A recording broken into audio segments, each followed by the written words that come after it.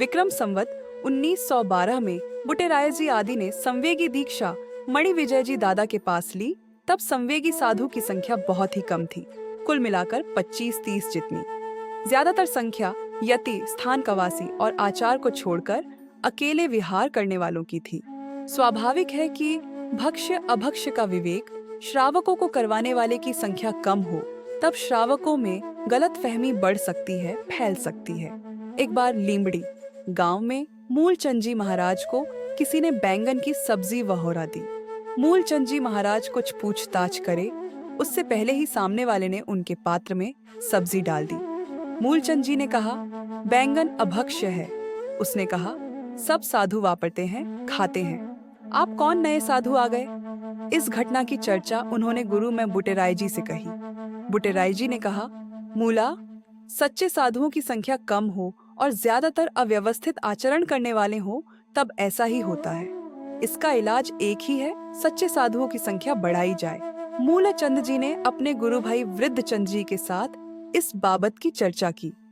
गहन चर्चा के अंत में दोनों ने तय किया कि गुरु महाराज की भावना के मुताबिक योग्य जीवों को दीक्षा देने का प्रयास किया जाए, लेकिन शिष्य के लोभ में न फंसे। अपने गुरु भाई आदि के शिष्य बना देंगे, अपने नाम के शिष्य नहीं बनाएंगे। इसके बाद संवेगी दीक्षा में वृद्धि होने लगी। विवाहित युगल भी वैराग्य से दीक्षा लेने लगे। आत्मार्थी साधु अपना संप्रदाय छोड़कर संवेगी मुनि बनने लगे।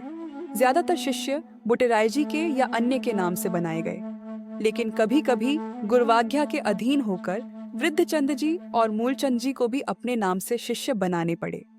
श्रमणों की संख्या अल्प थी, तब तो पंजाब जैसे दूर के स्थलों में संवेगी साधुओं का विचरण ना के बराबर था। लेकिन संख्या बढ़ने पर वृद्धचंद जी ने सौराष्ट्र, मूलचंद जी ने गुजरात और बुट्टराय जी ने पंजाब में विशेष विचरण किया। विक्रम संवत 1918 से 1926 तक बुट्टराय जी ने पंजाब में विचरण किया। तब एक बार एक स्थान कवासी संत ने बुट्टराय जी पर आक्षेप करते हुए कहा, आप ओसवाल के घरों में गोचरी इसलिए ही जाते हो कि वहां से अच्छा अच्छा खाना मिल जाता है।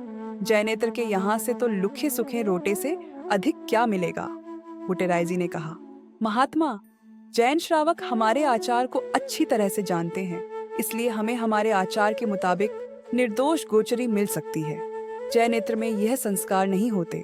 उस संत ने कहा, ऐसा नहीं है, आप सबको माल मिष्टान्न खाने हैं, इसीलिए ऐसी बात कर रहे हैं। चलिए मेरे साथ। दोनों साथ में गोचरी के लिए निकले।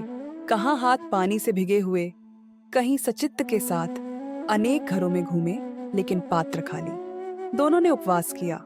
दूसरे और तीसरे दिन भी उपवास हुआ। उस मुनि ने अपना आक्षेप वापस लिया। गोचरी के बहुत सारे दोषों की जानकारी भी नहीं थी, उसका पता भी चला। सादा जीवन और उच्च आचार की वजह से पंजाब में बुट्टराय जी ने पुष्कल शासन प्रभावना की। नमन है शासन प्रभावक गुरु भगवंतों को,